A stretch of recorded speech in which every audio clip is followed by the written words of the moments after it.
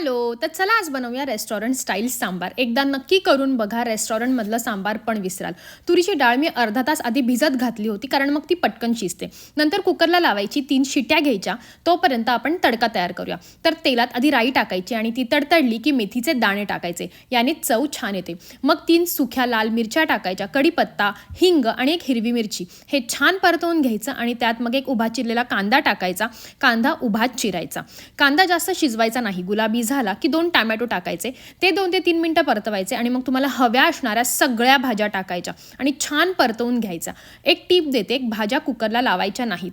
त्यामुळे त्या जास्त शिजतात. मी इथे दाखवते त्याप्रमाणे शिजवायच्या. नंतर त्यात 1 चमचा हळद, मीठ, 2 मोठे चमचे सांबार मसाला आणि 1 चमचा काश्मीरी लाल तिखट टाकायचा आणि या मसाल्यात सर्व भाज्या छान परतवून घ्यायच्या.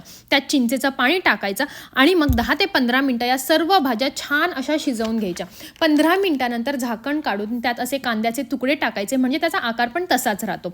आणि मग त्यात गूळ टाकायचं आणि मग आपण उकडलेली तुरीची डाळ टाकायची आणि मग सगळं एकजीव करून घ्यायचं. आणि आता तुम्ही पाणी आणि मिठाचं प्रमाण ॲडजस्ट करू शकता. मग छान सांबारला उकळी काढायची आणि मग झालं तुमचं रेस्टॉरंट स्टाईल सांबार रेडी. मस्त डोसा किंवा इडली सोबत फस्त करायचं.